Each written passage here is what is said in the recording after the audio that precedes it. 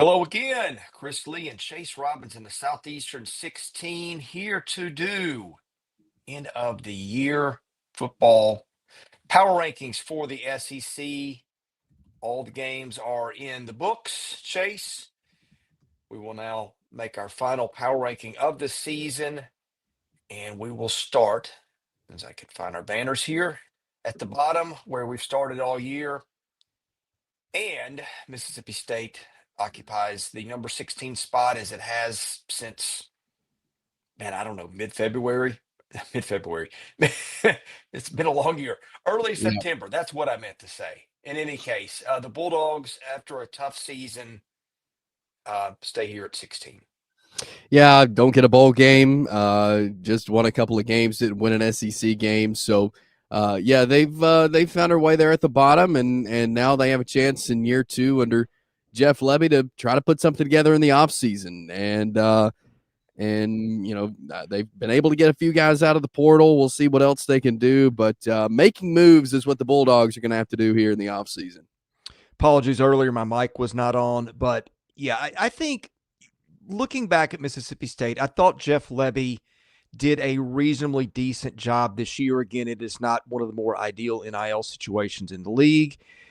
The tragic passing of Mike Leach 2 years ago really sent this program in a spiral that nobody could have expected. Made a bad hire to follow him, and then you go change to a coach who was going to do things more offensively minded after the last guy did things more defensively minded. So, yeah, I just think that really from that point on, it's been a tough spot. And I think they spent all their capital or most of it on the offensive side of the ball. And I thought they did a really good job of rebuilding that side. I thought they made some games competitive. You know, you go back and look at that Arizona State loss. I know that was playing catch up in the second half, but there were some good moments for them, but just not enough on the defensive side of the ball to be more competitive. Right. Yeah. And that's where they're going to have to, make some changes, get something done, because they've got to be able to stop these teams in the SEC, and they just were not able to this year. Next up at 15, our man Matt in the chat already depressed about this, but it is what it is. And you know what? Chase, I thought Kentucky would be the surprise team of the league. I looked at the way this team was built defensively. I looked at Mark Stoops' history there. I looked at the receiving room. I looked at an experienced offensive line. I thought this was a team headed maybe for bigger things than most people thought.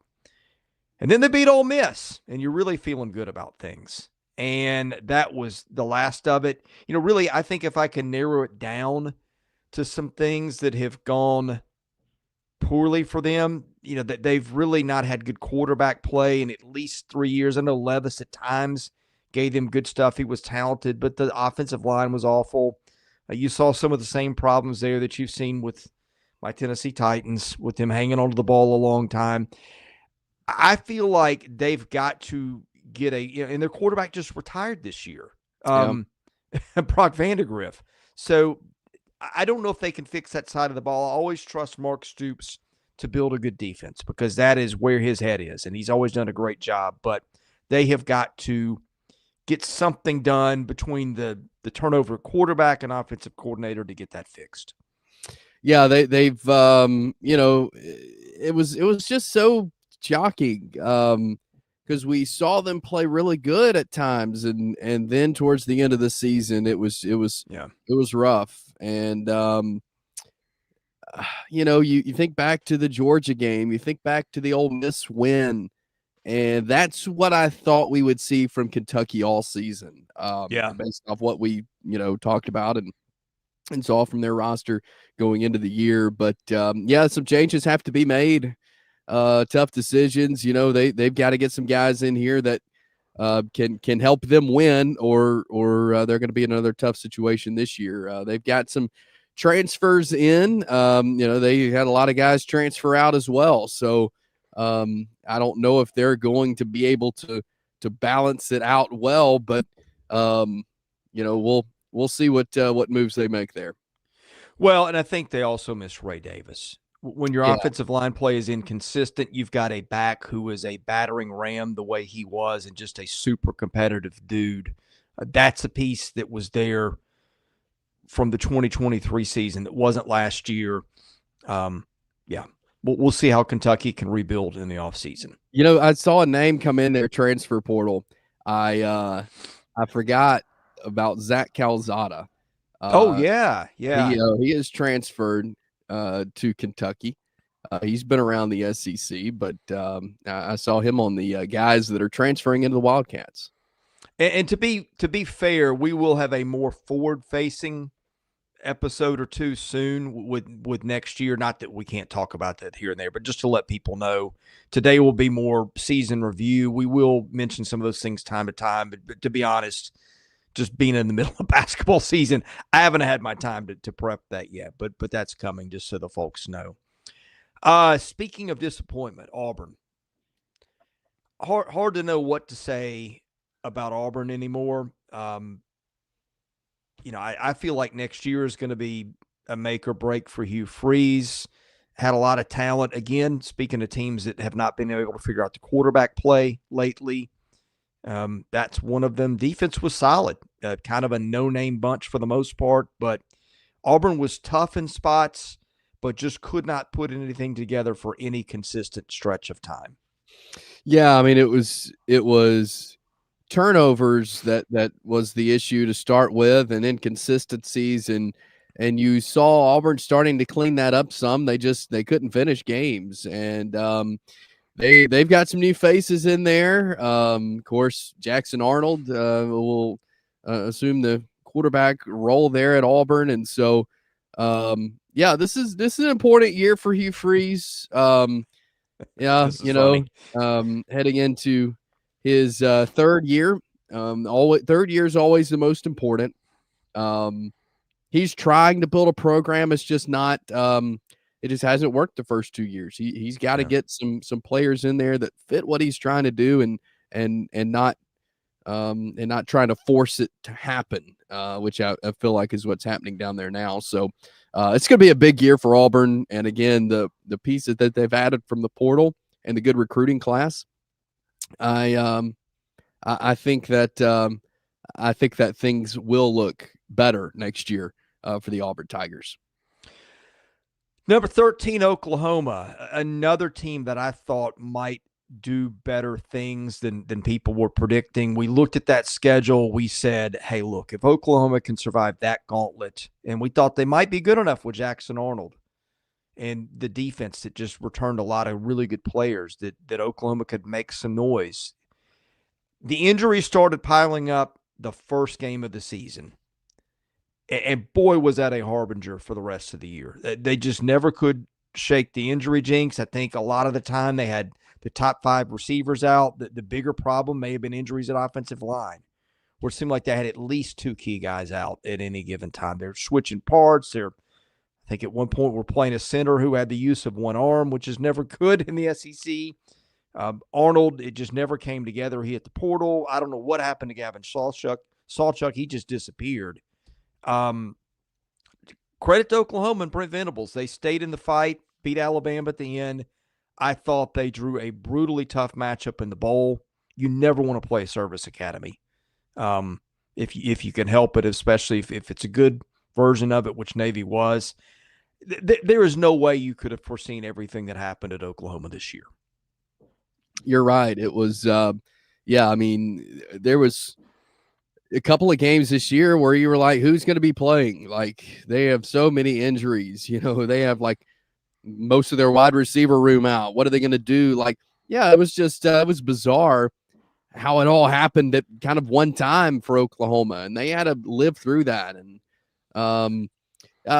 so this was not the season that Oklahoma expected, what they wanted. And frankly, what any of us thought would be. Like, we thought this would be a much better Oklahoma team.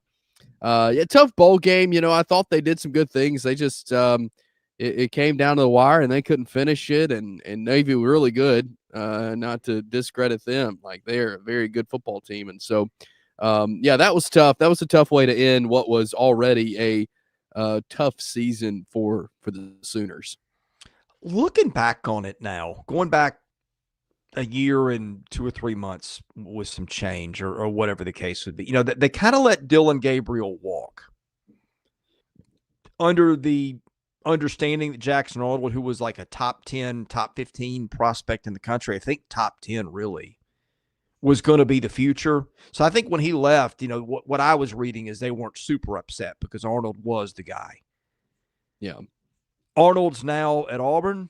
Boy, if you had to do over on that one again, and maybe the line in the receiving room just getting decimated would killed it anyway. But it would be interesting to replay that season with Dylan Gabriel as your guy to see how much different that might have looked. Yeah, that'd be something to see for sure. It's again like it's not what they thought would be offensively, having to go back and forth between the two quarterbacks. Now Jackson Arnold had a great outing against Alabama, had the game of his life, and looked good in that game, and they started to look healthy in that game, and he thought, okay, this is this I feel like is what we could have expected from Oklahoma a lot of the season. So yeah, it was just if anything could go wrong for Oklahoma, I feel like it did. That was just, It was just one of those kind of years for Oklahoma that if it could go wrong, guess what? It is. And it did. Yeah.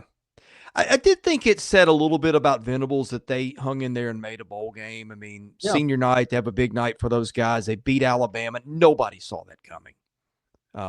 Right. So that was, to me, that maybe tells you a little bit about the culture of the program, because that's a stage where kids could have said, hey, screw it. Getting to a minor bowl game means nothing. Some of them could have had one foot out the door for the NFL or for a different school. The fact to me that they played pretty, and like even in the bowl game, right, that came down to one play against kind of a nightmare matchup. So to me, that is, without having any inside info there, that is the thing that makes me feel a little bit better about the direction of the program, just reading that from the outside. Oh, yeah, I completely agree with you on that. All right, here's a team that could have had its season go a little differently. You beat Tennessee back in September, October, whenever that was. The Oklahoma State game you'd love to have again. You get that one, then you're 8-4 after your bowl win, which again, I think that said something about them. I think Arkansas was an underdog in that. It had a lot of opt-outs. Texas Tech lost some guys on offense too. They faced a really good offensive team in Texas Tech, won that one. It feels like Sam Pittman's been on the hot seat now for 3 years? Yeah. I'm glad we're getting another year of him, just speaking as a guy who likes him as a human being, and I think he's interesting. Good to see the Razorbacks get back to a bowl and keep some hope alive coming into 2025. Yeah, going into the season, that's kind of what I said. This Arkansas team really they need to get a bowl game. They need to get there. I feel like that can shake some of the past off, and they got there. They won it. I thought that was really good for Sam Pittman and company there. Taylor Green is coming back. Bobby Petrino still offensive coordinator. I think that they're moving in the right direction, and I think winning that bowl game is helping them do that and showing that this is this is something that is moving in the right direction. Now again, we saw this season they dropped some games that you thought maybe they should have won, could have won, and but they also finished some that maybe they didn't the year before. And so I feel like this season showed that, hey, this Arkansas team is improving. Okay, at number 11, if you're saying who's the surprise team, and I was asked on the show last week, Vanderbilt was my answer. There's another team coming up in a few spots that I think we could also put on the list in the category of good surprises. I think the correct answer is Vanderbilt, because we've said before the season, for Vanderbilt to be a little better, it had to be a lot better. You just kind of looking at power rankings and such, if you take this team and put it on a neutral field against the 2023 team, this one would be about a 14-point favorite. So much of that was attributable to Diego Pavia, who I think transcended the stats. Yeah. Hey, Vanderbilt won 3 SEC games, scored probably the biggest upset of the college football season, knocked Alabama out of the playoff. This ended up being a fun team to watch. And I give most of that credit to Diego Pavia. We have not seen anything like him in the SEC for a long time. Yeah, and it was remarkable to see some of the things that that they were able to accomplish this year, the things that he was able to do. They get to a bowl game, first time since 2018, and they win it against a good Georgia Tech team. And yeah, that was they were the surprise. I mean, we went into the year. I mean, you knowing Vanderbilt better than anyone, we didn't know what it was going to be, but very good surprise for Vanderbilt to see. And Clark Lee has surrounded himself with such great people on staff to help make this happen, where this is something Vanderbilt could remain a mid-level SEC team, which I think is really good for the sport. Yeah, and I remember we talked before the season privately. I said, look, I could see them being better than Mississippi State. When you looked at State's situation on paper, that was a tremendous rebuild that I think that fan base had underestimated. When you line up with Vandy, I said, okay, I could see Vandy being maybe a field goal better. I didn't see any way they were going to leapfrog Kentucky and Auburn and Oklahoma. Arkansas, maybe you always knew that could go wrong, but that just was not on my radar, that they were going to have the kind of season they were about to have, just because I thought they had so much ground to make up. I thought they might pull an upset here or there, maybe once, maybe twice, but to do that was just, I think, an incredible season, and credit to Clark Lee for a quick rebuild at the place in the league that hands down is the most impossible place to do that. So, yeah. Number 10, all right, we have a cluster of teams here. And I generally do not like doing this. I think we've got about 4 teams coming up that we could rank almost in any order. Yep. And LSU just happened to play the teams in front of them and take losses, which when it's close, that's kind of how you decide it. I think you could argue LSU as high as 7, probably. I think they kind of had an underrated year. I know people aren't happy, but they won some good ball games. They were fun to watch again offensively. Dominated a bowl game once again over a Baylor team that I thought matched up pretty well with them. I know Brian Kelly is the punchline of a lot of jokes. I continue to think he's a quality ball coach. He just has won everywhere he's been. Now, I know LSU, Notre Dame, not tough places to win. But we've seen coaches screw that up both places. The pressure cooker of expectations at LSU is always hard to manage. We have seen coaches crushed under the weight of it. I continue to think that Brian Kelly is a solid football coach. I will be interested to see what it looks like next year for these guys. Yeah, I am too. And yeah, at times we thought, okay, this LSU team this year could be a playoff team. Yeah. And then we saw them down the stretch not quite play that way, especially in the Alabama game. It's Florida. Some of these other games where you thought, well, maybe not. This is they're a team that really struggled playing from behind. If they took the lead early, I felt like they were going to win the game. If they had to play from behind, it just didn't go well for LSU this year. And so that to me was a big issue for this team. But yeah, like these teams we're about to go through, we kind of lump them in this category where they could have gone either way. But yeah, LSU did some good things this year. Their offense was good. Garrett Nussmeier leading the way, obviously, and I think Brian Kelly can recruit, can bring in guys to where they're going to consistently win some big time games in the SEC. Well, and we forget because it happened so early. They lost Harold Perkins, first 3 games of the season, somewhere in there. I don't remember exactly when it happened. Yeah. And he would have been, I think, unquestionably the best player on that roster. Now, no, Garrett Nussmeier had a nice season. They had receivers that had nice seasons. But I think if you'd said before the season, who's LSU's best player? I think just about everybody would have said Harold Perkins.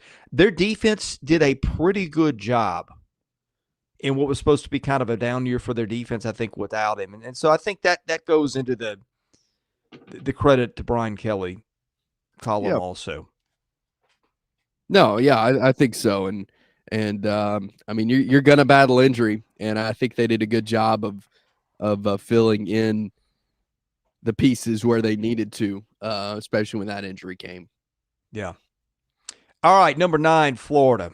Chase, if we done a last, I don't know, 4 or 5 games of the season power ranking, Florida would have been where? Probably somewhere in the top 5? Probably. I mean, yeah. And here's another thing. Like, you go back to the Tennessee game. You have that one to do over again with the scoring opportunities you missed, the quarterback injuries. I mean, I thought Billy Napier did a tremendous job. I said earlier, and I'm sorry, I didn't mean to cut you off earlier there, but I said earlier, I think the coach of the year could, what do we say? The surprise of the year was probably down to 2 teams. I would actually throw Florida in there as a 3rd team, especially how it happened, the injuries, the way they started against Miami, the fact that people wanted Napier gone before the season started. I thought Billy Napier did a tremendous job, and it speaks to the culture he's built there. No, I completely agree with you 100%. The fact that the team didn't give up on him, we talked about it there. Going into SEC play, we thought, well, this is not going great. Is the locker room going to give up on Napier? Is this going to turn into a train wreck? It did the opposite. They balled in. They did some good things. They were in some big ball games. They won some great games. I feel like they just they balled in. They see what Florida can be, and I think Billy Napier's a good coach. He's a great recruiter, and they've got a top 10 class again. And I feel like we saw towards the end of the season of the Gators just realizing that with all the talk, with all the negative talk, like this is not us. We're a winning football team, and they showed that. I loved the way they played. And towards the end of the year, and they were fun. They were a fun surprise, and we knew it was going to be a tough schedule. We knew this, that, and the other. But the fact that with injury, and yet a guy like DJ Lagway is able to come in and lead this team as well as he did, and to do the things that he did, outstanding for Florida this year. Here's the other thing, and I want to circle back to one other topic on Florida. We looked at this roster before the season. We said we are concerned about Florida's ability to generate a pass rush. I don't know where Florida finished in sacks, but I remember I had, 8 against LSU? Like, that was crazy. Whoever saw that coming? They ended up as a pretty decent defense and did get a pass rush, despite not having a lot of reason on paper for us to think that, speaking of injuries, they lost Jason Marshall Jr. For some games. Probably if you're making a list of best defensive players, he's probably the guy coming into the season. So there was that. Yeah. But I want to ask you, if you are right now preseason SEC player of the year next year, who are you taking? Goodness. I have no idea. Well, I mean, go ahead. I think, a guy like Lagway would be up there. I mean, based off what we saw towards the end of the year, if he gets better, then I think he's in the conversation.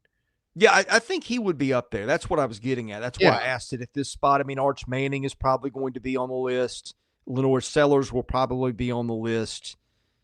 If you look in defense, Harold Perkins will certainly, I think, if he's recovered, be on the list. They usually do an offensive and defensive player anyway. But that's kind of one reason. I know this is not the forward-facing episode today, but I couldn't help but think, like, he's going to get a lot of love coming into next season. Yeah, I think so, and deservedly so. Because again, we saw what he was able to do, and in his first time of starting, and He's looking to improve in the offseason, and I think he will. He's that kind of player. And so, yeah, I think we'll see a better version of him next year for the Gators.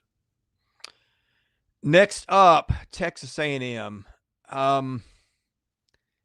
which just seems stuck perpetually in this territory. I'm pulling this up for reference. Okay, since 2018, A&M has won either 8 or 9 games all but 2 years. 2022 went 5-7. And what was the other year? 2017 went 7-6, if you want to go back. I mean, it's just a slew of 8 and 9 win seasons. As you look back through the history, no matter who the coach, Kevin Sumlin's 11-2 in 2012 doesn't look so bad now. I know that fan base was never happy with him for a long time. Jimbo Fisher was the hottest commodity in the coaching market or close to it when they hired him. Goes 9-1 in 2020. If you have this playoff format, A&M's in it. Who knows what happens? Boy, just a lot of what ifs when you look back at Texas A&M football history. But I don't know. Felt like the schedule lent itself to A&M having a chance at the playoff. Now, A&M is not the only team we said that about. We got one coming up pretty quickly that you can say the same about.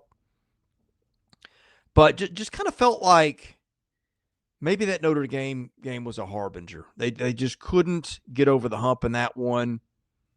Did win some big games. I think beat LSU, if I remember now. I'd have to look back at the schedule. But I thought there was opportunity there more for A&M than what it got. I think injuries at running back and quarterback were an issue.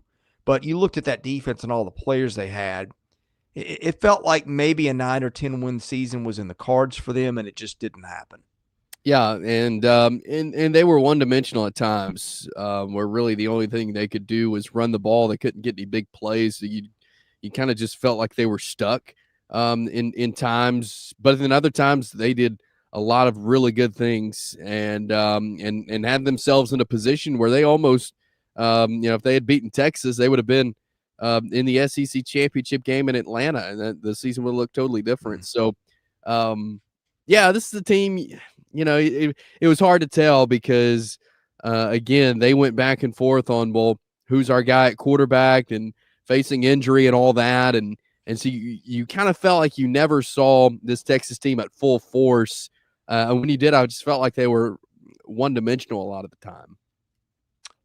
Okay, coming up at number 7, I said there would be another team that I thought had a schedule that was very conducive to playoffs.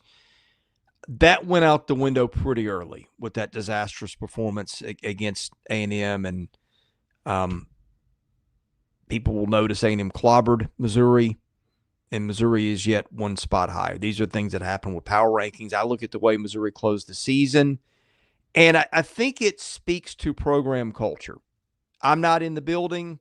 Maybe I'm speaking out of turn. But when a school that's got a lot to play for and a lot of portal guys loses its realistic shot at the playoff, and from that point on plays maybe its best shot or its best football of the year. I'm going to go back and count. I've forgotten now how many games they won in a row to end the season. I guess it was just 3, including the bowl game, but the one before that was the loss at South Carolina when Carolina was playing as well as anybody in the country. Lost that one by 4 points. Beat Oklahoma the week before. So won 4 out of its last 5 games.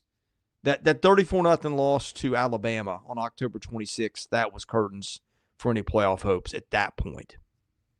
Yeah, and look, I thought Missouri was going to be in the playoff at the beginning of the season because I thought they had the roster to do that. And Brady Cook was good when he was healthy and in there, and but some of the big time playmakers I feel like didn't fit that role this year. Defense, had some problems throughout the year and couldn't stop some of these guys on, and you think of some of the games like A&M and Alabama, I felt like the defense was not up to par in those games, and that really put them behind. And so, Yeah, I thought Missouri did some good things, but then some head scratching moments as well. But yeah, this was there was a lot of expectations on this Missouri team this year, and yeah, I mean they had a good finish to the season. Winning a bowl game, winning the games that they did, but still, they wanted a shot at the college football playoff and just couldn't get there. Only 2 coaches in the history of this program have had double-digit win seasons back-to-back, one being Eli Drinkwitz with this 10-3 following the 11-2. You go back to Gary Pinkel when Missouri joined the league, that great run in 2013 and 14 when Missouri went 12-2 and then 11-3. And then Pinkel also did it as part of the Big 12 in 07-08. So I think in a league where coaching hot seats are a constant topic, I think this is one place where we can at least put that to rest coming into 2025. No, yeah, I'm interested to see though what Missouri will look like. Okay, number 6, and boy, I thought this team could move higher. I mean, frankly, if South Carolina had killed the bowl game like I thought it was going to, I was stunned. My son and I did a pick contest for bowl season on ESPN, and we were actually in the top 10 nationally for up until a couple weeks left. I think we finished in the top 500 maybe. But he would ask me, "Hey, Dad, who are we taking?" Like the game that I had to think about the least was South Carolina beating Illinois. Because of the way Shane Beamer had them playing at the end of the year, that decidedly did not happen. We'll never forget the little cat fight that Shane Beamer and Brett Bielema had. That's not the right word, but you know what I mean. Yeah, I mean, it was right there for the taking. Missouri could have played we should have been in the playoff card, which I didn't think they should have been there, but I thought they were close. 16-team playoff, I could have bought it. Yeah. A team that, and look, if the breaks go differently against LSU, and by breaks, I mean officiating, this one looks a lot, I mean, they probably are in the playoff. But I was just shocked that they no-showed the way they did against Illinois. I thought that was a really good matchup for them. All in balance. We got them at 6. That's not bad. The team's right in front of them. Some of them beat them. Yeah, I think this is going to be a team with a lot of expectations. But frankly, we talked about the schedule being a tough one. Yeah. And they were really close to overcoming that and getting to the playoff. They were, yeah. And look, there was a lot of seniors on that team. They're losing a lot of guys, and so it's going to be a crucial offseason to get this back going in the same direction. But I think Shane Beamer could do it. But yeah, I mean they were the hottest team in the country at one point. At the end of the season, didn't show it the bowl game, but again, that was an interesting game. The flow of the game and everything. Didn't quite fit what South Carolina was trying to do, and they really couldn't do what they wanted to do in that game. Illinois did a great job matching up with them. But yeah, the South Carolina team towards the end of the regular season was best football. Lenore Sellers tremendously improved over the year, and I loved watching him play. I mean, he's a game changer, and defense, we'll see. If they can get some more guys that can work the edge like they had this year. Kyle Kennard, phenomenal, and as well as Stewart. So get some of those type guys in there, then it should be good. The comment here: new offensive coordinator Mike Shula, former Alabama head coach, is now the offensive coordinator there at South Carolina, and so we'll see what he was a former quarterback, so we'll see what he can do offensively for South Carolina and what that looks like as far as Lenore Sellers goes. But look, I think the future is bright for South Carolina, especially when you have a quarterback like Lenore Sellers. Yeah, and that's a good point. I think the Kennard loss, he was a great player, but I thought they had enough guys that they were really deep on the defensive line. Now, I don't think they had another Rocket Sanders. He made a big difference. I don't know that we spent a lot of time talking about him in terms of big impact new guys. I don't think that was a slight to Rocket Sanders. I just think we'd seen the injury-prone version, and sometimes when running backs get hurt like that, they don't come back the same. He was great for them. That was one of the better portal ads at a place where Carolina just hasn't had a really good running back, I feel like, in a few years.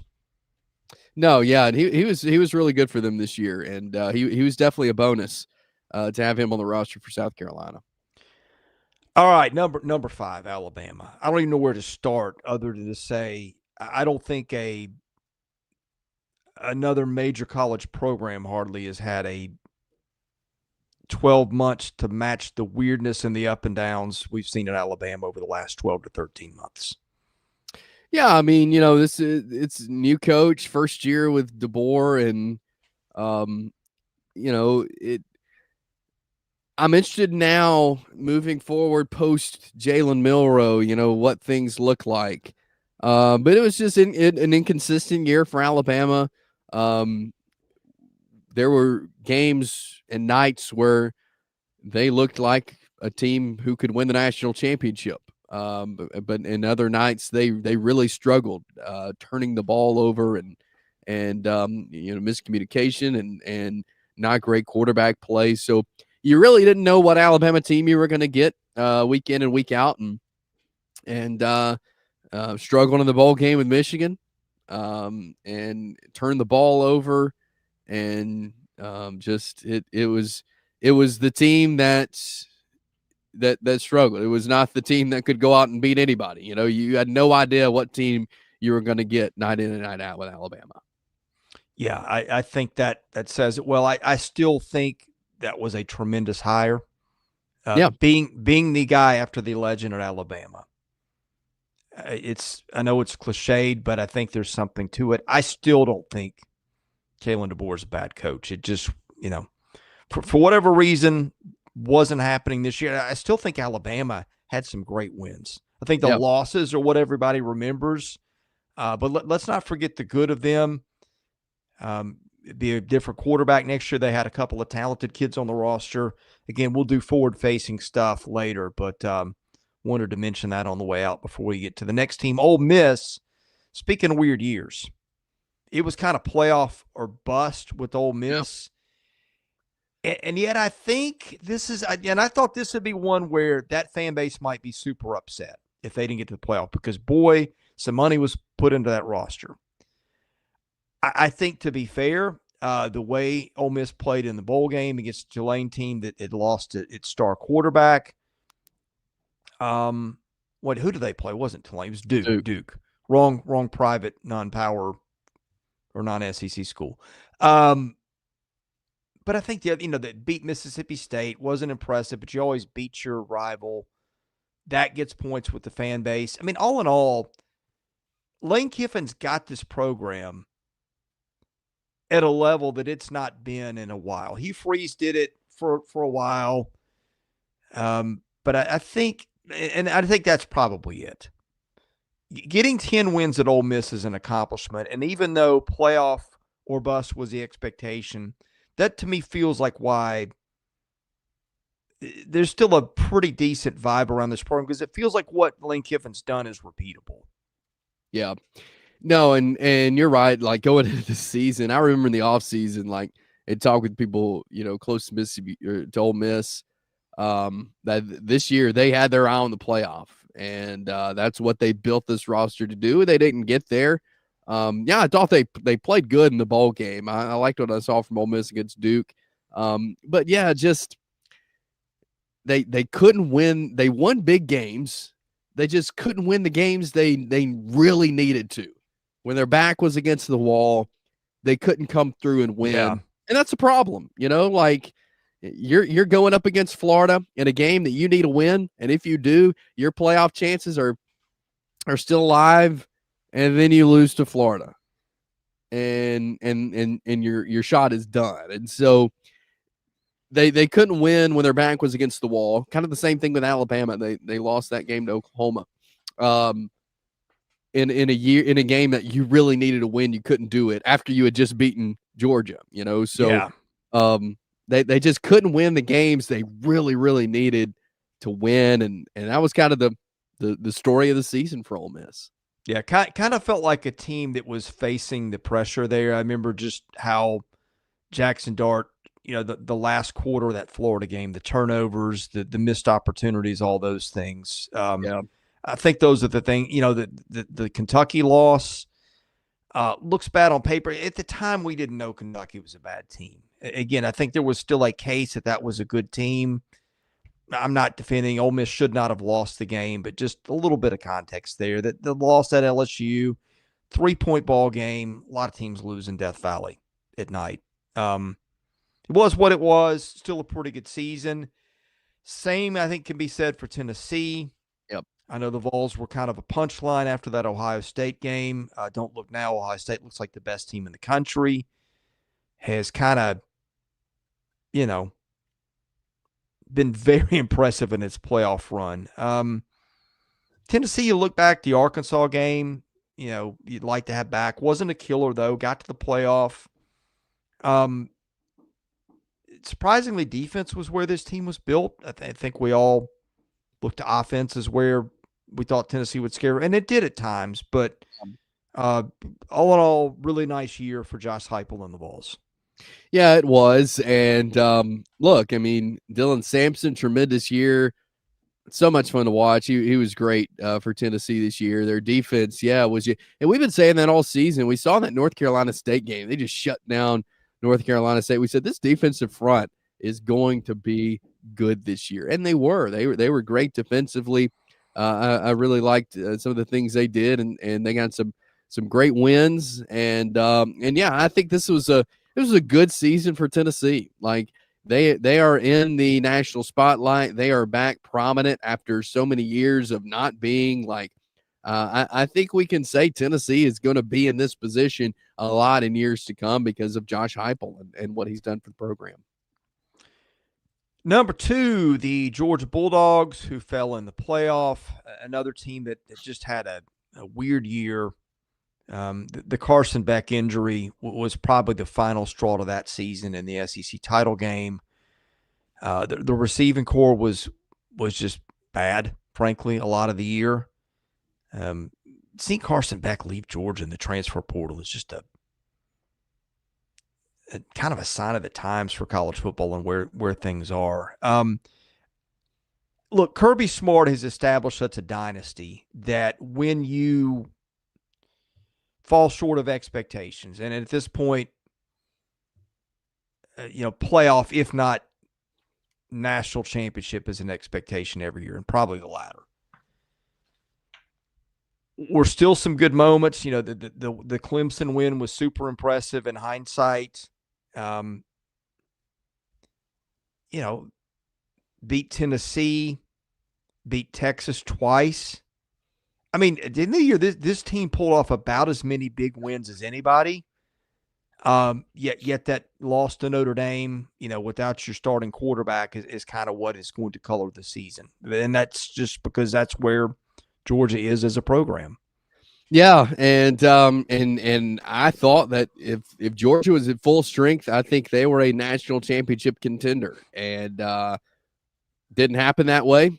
They had to face the music of having to start your backup quarterback at a big game, and I thought they did a great job of winning the SEC, and getting to the college football playoff, getting that first round bye, but. In the end, Notre Dame's playing really good football right now. They're playing for national championship, but this Georgia team, they're not going anywhere. I think that Kirby Smart will continue to have them in the national championship conversation. Number 1, Texas. Yes, I know Texas lost to Georgia. Texas also won 2 playoff games.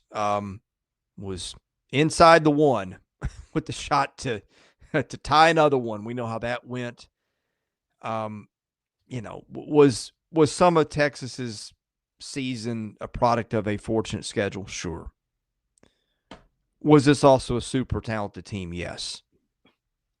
Yep. Look, we went over Missouri and Ole Miss. Said the schedule's set up for those teams to get to the playoff. They were good teams. They didn't get there. You still have to take care of business. you had reminders throughout the year that even the teams in the bottom of the league, Arkansas, Vandy, Kentucky, could pull upsets any given week. To Texas's credit, did not fall victim in one of those types of situations. All in all, was it disappointing? Sure. I'm sure it was. Texas fans had dreams of national titles, but still a good season for Steve Sarkisian and his squad. No, it was. And back-to-back years in the playoffs, first year in the SEC, you get to the championship game, you're the you make it farther than any other SEC team. Like, I think Sark has that program going in the right direction. I think he'll continue to get good players. But yeah, you look on the season and you think that obviously they couldn't get past Georgia in the regular season or the SEC championship. Couldn't beat them. But just a talented roster that Sark amassed during the offseason last year, and I'm sure he'll do the same this year. But yeah, just loads of talent on that team, and I love the way they ran the ball this year. I thought they had a great run game that a lot of teams could not stop. And Quinn Ewers, Arch Manning, tag teaming at times. We saw both of them throughout the year, but I've always liked Quinn Ewers, and as a quarterback, I think he's got a bright future ahead of him. But I was impressed with Texas this year, their first year of the SEC. Just some parting thoughts here. Do I think it was a disappointing season for the league? Yeah, in all ways, it had to be. I mean, not having a participant, at least in the championship game, was an upset. I mean, everybody's had fun outside the SEC using the league as a punching bag. Alabama took its turn after not making the playoffs, all those things. But I think week in and week out, just if you didn't care who won, is the most interesting season we've had in a while. Because it's the only time that I remember lower tier teams could pop up with regularity. It seemed like we got one of these every couple of weeks where somebody got a win. I alluded to several a minute ago that you didn't see coming. Chase, in our lifetimes, that doesn't generally happen in the SEC. I think the overall parity of the league will be sort of the thing doesn't get talked about. And it makes, I get that. I mean, we've been clipped several times this year and used his clickbait on anti-SEC propaganda type stuff. I get it. It's all in good fun. And that's what happens when you wear the target on your back that the SEC wears. But at the end of the day, I think that was the storyline that wasn't talked about enough. I think the league is better and more fun. Yeah. When because a lot of times we get to October and teams don't have much to play for, the bottom 3 or 4 in the league. That wasn't the case this year. And I do think that's something that needs to get noticed on our way out. No, most certainly. And this was a year that any given Saturday, anybody could beat anybody. And we saw that every week, like teams that we thought, oh, well, they're a double-digit favorite. Oh, they lose to their opponent. Like teams were beating each other. Anything could happen. That's fun. That's fun to watch. People like that. I like that. While we didn't have a team in the national championship winning it all, I thought it was a good season for SEC football. I enjoyed it. I loved watching these teams. I think there's great coaches. There's great players. But yeah, the fact that you can say any team can beat anybody in a league, I think that says a lot. Yeah. Yeah, I think it does too. Well, we had fun covering Chase and enjoyed it with you this year. I think we'll have some more stuff coming up as we find the time to work on it, which we'll get to work doing within the coming days. But thanks for joining us. Thanks you for joining me in football season. Thank you to our audience for being with us this year. And if you guys are new to the channel, you probably know we're doing wall-to-wall SEC basketball right now. I've been knee-deep in baseball research for the coming season. We just released an interview with Jay Johnson, LSU head coach. So we are working hard on all things SEC when it comes to the major 3 men's sports. Thank you again for watching. Leave a like if you don't mind, and subscribe if you haven't. For Chase Robinson, I'm Chris Lee. You've been watching SEC football content here at Southeastern 16. God bless you all. We'll see you again soon.